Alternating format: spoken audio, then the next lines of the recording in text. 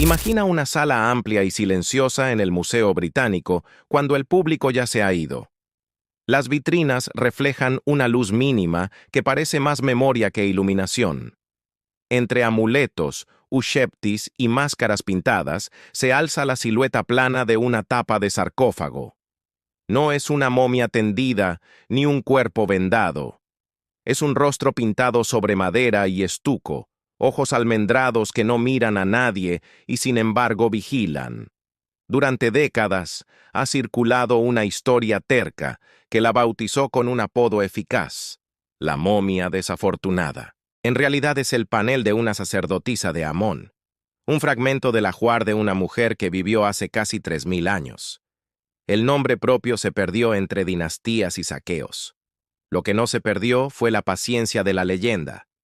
A partir de un lote de compras decimonónicas y algunas desgracias encadenadas en el tiempo, el panel egipcio adquirió reputación de desatar rachas de mala suerte a quien lo poseía, lo fotografiaba o lo trasladaba. Hoy vamos a recorrer esa historia con calma, sosteniendo a la vez el hilo de lo comprobable y el susurro de lo que se cuenta en voz baja, porque entre ambos camina la fascinación.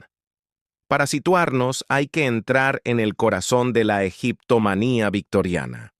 Hacia finales del siglo XIX, Europa miraba a Egipto con una mezcla de ciencia, coleccionismo y ansiedad espiritual. Los grandes museos competían por adquirir piezas, los arqueólogos excavaban tumbas con método desigual, los viajeros regresaban con relatos exóticos y en los salones de moda se practicaban sesiones espiritistas en las que se prometía escuchar voces antiguas. Ese clima hizo del objeto egipcio algo más que un vestigio histórico. Lo cargó de deseo. De ahí que una tapa pintada, probablemente procedente de Tebas y fechada en el llamado Tercer Período Intermedio, se convirtiera en una especie de espejo donde las ansiedades modernas buscaban reflejos antiguos. La mujer representada en el panel, vestida con lino y collar ancho, pertenecía al círculo religioso de Amón. Su imagen no pretendía atraer turistas. Era un amparo para el viaje al más allá. 3000 años después, el panel terminó colgado en una pared europea bajo la luz nueva de vitrinas y titulares. La versión resumida de la maldición comienza con un pequeño grupo de jóvenes acomodados que, según los relatos, adquirieron el panel en una tienda de antigüedades de El Cairo. La escena se repite en la imaginación como un cuadro: polvo que flota, persianas entreabiertas para que no entre el sol directo, un comerciante que conoce el valor de la mirada y un comprador que festeja haber conseguido una pieza que dará de hablar en su círculo. Al poco tiempo, dicen, lo que comenzó como trofeo se volvió piedra en el zapato. Uno de los compradores murió en circunstancias imprevistas. Otro perdió su fortuna de manera abrupta. Un tercero sufrió una lesión que lo dejó sin su mano hábil.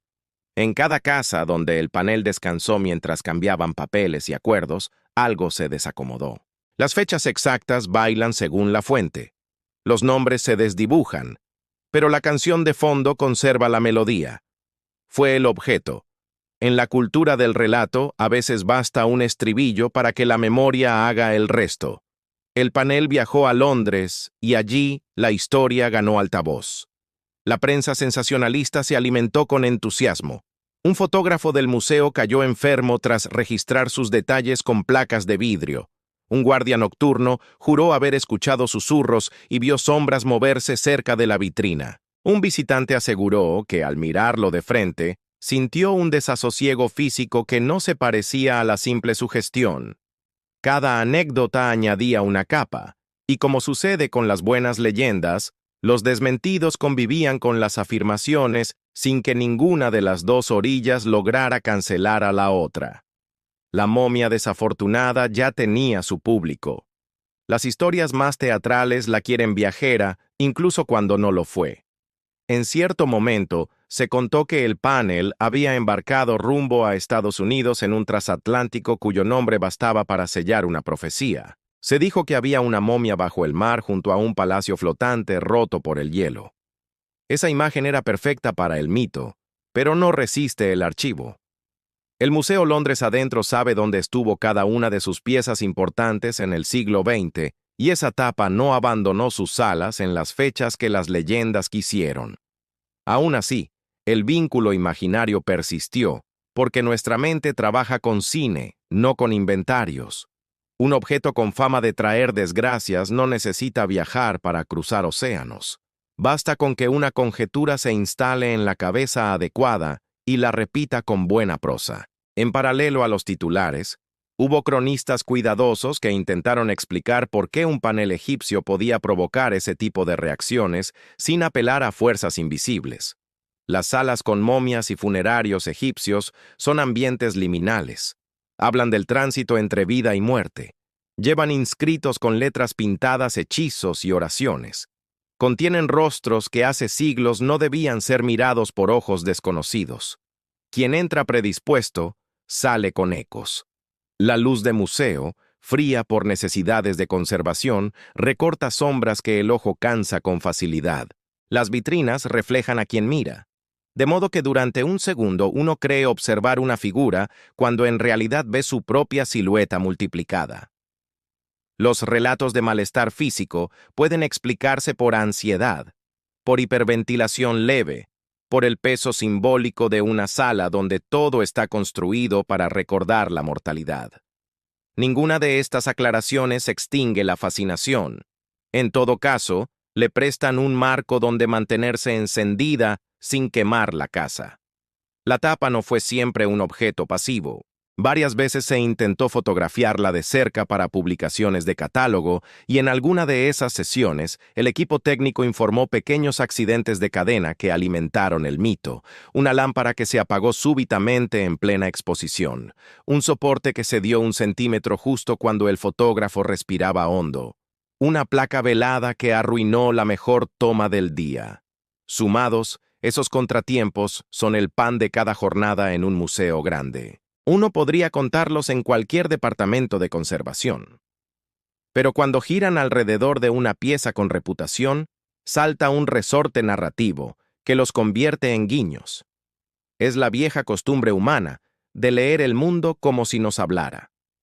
Otra rama del cuento atraviesa salones de espiritismo y mesas con velas. Desde fines del siglo XIX, Londres fue laboratorio de experimentos con médiums y mesas que cambian de peso. En ese contexto circuló la idea de que algunas personas sensibles sufrían sueños o visiones después de mirar de frente la tapa pintada. Las descripciones, siempre parecidas, hablaban de una mujer de perfil sereno que pedía respeto, de una sensación de arena en la garganta, de una música de flauta que no se detiene cuando debería. Las visiones son hijas de su época, y también de la estética impresa por ilustradores que multiplicaron rostros egipcios en revistas y libros. Conviene no subestimar ese caldo de cultivo. Una ciudad que lee sobre maldiciones y fotografías del aura reacciona distinto al arte funerario que una ciudad que no ha sido entrenada para hacerlo. Los conservadores y egiptólogos que han estudiado la pieza con paciencia aportan otra perspectiva que es preciso escuchar. La llamada momia desafortunada no es una momia, es un panel de sarcófago, hecho de madera, lino, yeso y pintura, destinado a cubrir un cuerpo que ya no está. La iconografía responde a programas religiosos bien conocidos que indican protección, renacimiento, pertenencia a un templo.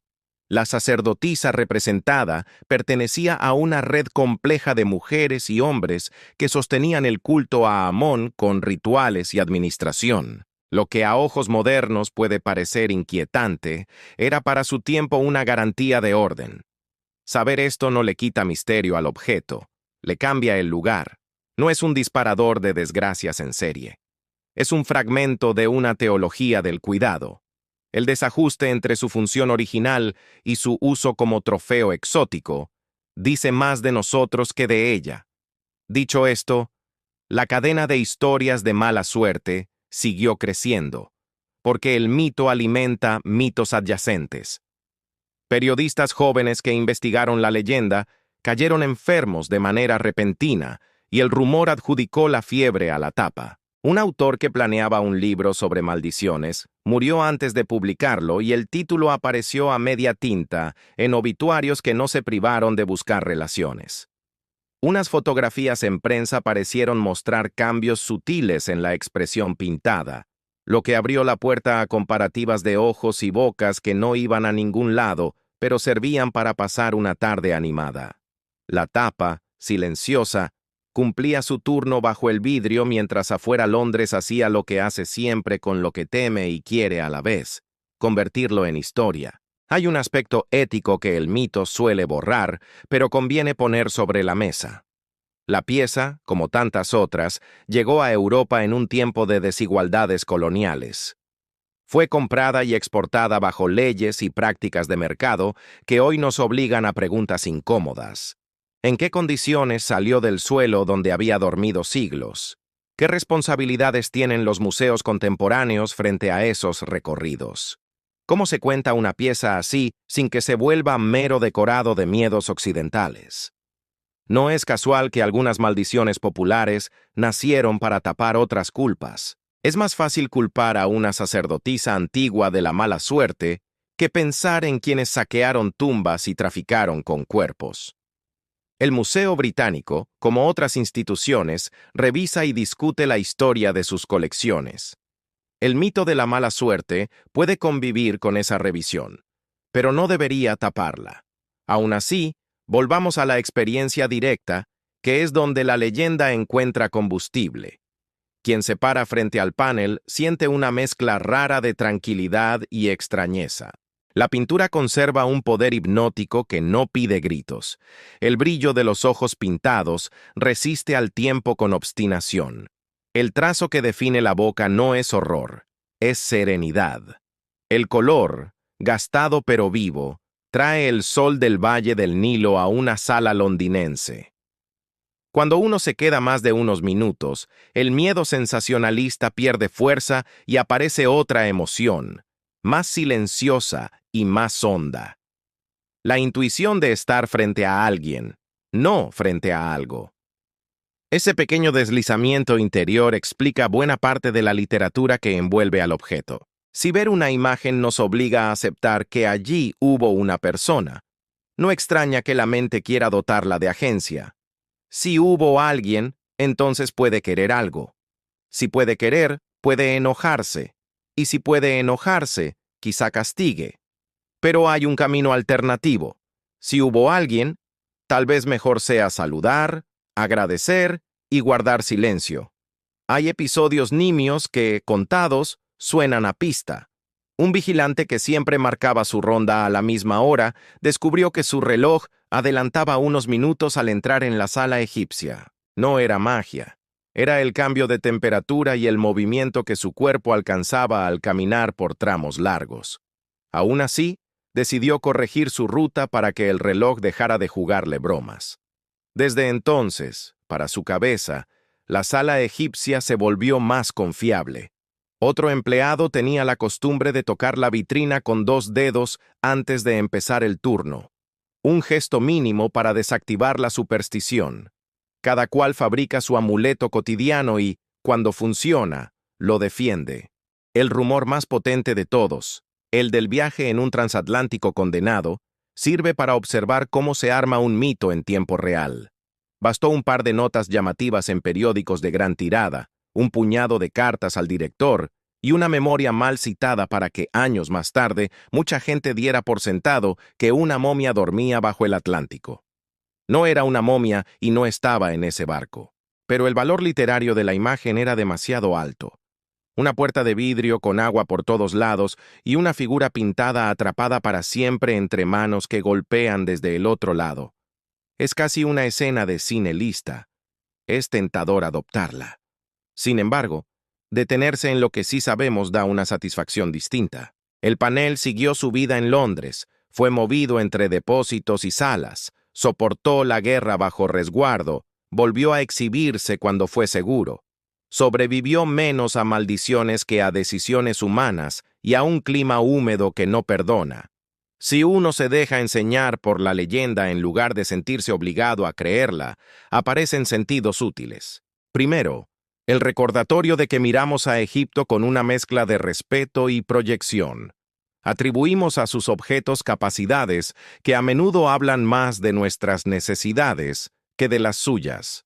Segundo, la constatación de que las historias de mala suerte funcionan como válvulas para hablar de responsabilidades sin nombrarlas. Cuando una colectividad no sabe cómo procesar lo que sus antepasados hicieron con los restos de otras culturas, inventa una fuerza invisible que devuelve el golpe. Tercero, una lección doméstica. Los espacios donde se concentra el tema de la muerte merecen protocolos emocionales. Entrar, mirar, salir, agradecer, no por miedo a castigos, sino por higiene mental. Funcionan como iglesias laicas. Si se entra gritando, se sale escuchando solo el eco de los propios gritos. Pensemos en la mujer representada en el panel. Una sacerdotisa de Amón formaba parte de una maquinaria ritual que sostenía la vida de la ciudad. Ayudaba a marcar el calendario, a mantener el equilibrio entre los dioses y las personas, a decir palabras que el tiempo no desgasta. Su imagen pintada era un vehículo para que su nombre no se borrara y su viaje al más allá tuviera apoyo. Si algún poder queda hoy en esa tabla, quizá sea el de recordarnos que los humanos siempre intentamos asegurar un poco de orden frente al caos. En ese sentido, la pieza cumple su función 3 milenios después. Nos ordena. Nos saca del ruido, nos pone ante la pregunta básica de qué hacemos con los muertos, con la memoria, con el arte que habla de ambos. A veces, alguien se detiene más de lo esperado y cuenta después que sintió tristeza en esa sala. No miedo. Tristeza. Es una emoción más sincera que la adrenalina del susto. Tal vez el panel funcione como puente entre mundos que no se tocan con facilidad. El de una civilización que desplegó una inteligencia impresionante en torno a la muerte y el nuestro, que a menudo la esconde en hospitales y cifras. La tristeza que emergió no habría venido de una maldición, sino de un contacto. Y los contactos, cuando son respetuosos, enseñan más que cualquier susto. No faltan, por supuesto, visitantes que quieren llevarse prueba. Fotografías tomadas de un ángulo exacto donde la sombra proyectada parece una mano. Videos en los que una vibración casi imperceptible se achaca a un movimiento propio del panel, cuando cualquier conservador explicaría que una sala llena recibe microvibraciones de pasos, calefacción y puertas. Quien busca señales las encuentra. Quien busca arte, encuentra arte. Lo interesante de esta pieza es que permite ambas lecturas sin escándalo. Si no se falta al respeto a la conservación y a la historia, cada uno se lleva la experiencia que vino a buscar. Cierro con una escena sencilla. Es tarde y el museo está por cerrar. Un guía se queda unos segundos frente a la vitrina, no por obligación, sino por gusto. Repite para sí un pensamiento que usa como ritual privado. Aquí hubo vida, y hay pintura que recuerda esa vida. Saluda sin palabras, apaga su linterna y camina hacia la salida. En la puerta, un niño pregunta si de verdad hay una momia con mala suerte. El guía sonríe y responde que lo que existe es una historia potente sobre un objeto antiguo, y que las historias potentes merecen ser contadas con cuidado, porque si se exageran enloquecen, y si se niegan del todo se pierden. El niño asiente, quizás sin entender del todo, pero con esa luz en los ojos que deja el buen misterio. Salen a la calle, la ciudad suena, el cielo cambia de color. Dentro, el panel egipcio seguirá haciendo lo que hace desde hace siglos: mirar sin mirar, recordar sin palabras, enseñar sin exigir fe. La próxima vez que cruces una sala de antigüedades, con fama de encender presencias, prueba a caminar más despacio. La mitad de la experiencia está en cómo decides mirar. Si crees que un objeto puede herirte con su mal humor, todo crujido será un aviso. Si crees que un objeto puede contarte algo esencial, toda sombra será un renglón más de un libro que no se termina. La momia desafortunada, que no es momia y acaso tampoco sea desafortunada, se sostiene en ese borde. Tal vez su maldición, si existe, consista en obligarnos a pensar mejor, a hacernos cargo de por qué nos atrae tanto el peligro de los otros y por qué nos cuesta tanto reconocer el que nosotros mismos fabricamos. Esa reflexión sí que pega y no hay amuleto que la evite, pero también alivia, porque al final del recorrido, uno entiende que hay modos de convivir con lo inquietante sin que el miedo se adueñe de la casa. En eso, esta tapa pintada ha sido y es una maestra paciente. Y si alguna lección deja para esta noche, quizás sea la más sencilla. Mira con respeto, recuerda lo que debes recordar y deja que el mito haga su trabajo sin invadir el tuyo. Con ese trato, las salas se vuelven menos frías y las historias recuperan el lugar que tuvieron en las casas antiguas. No como amenaza, sino como compañía.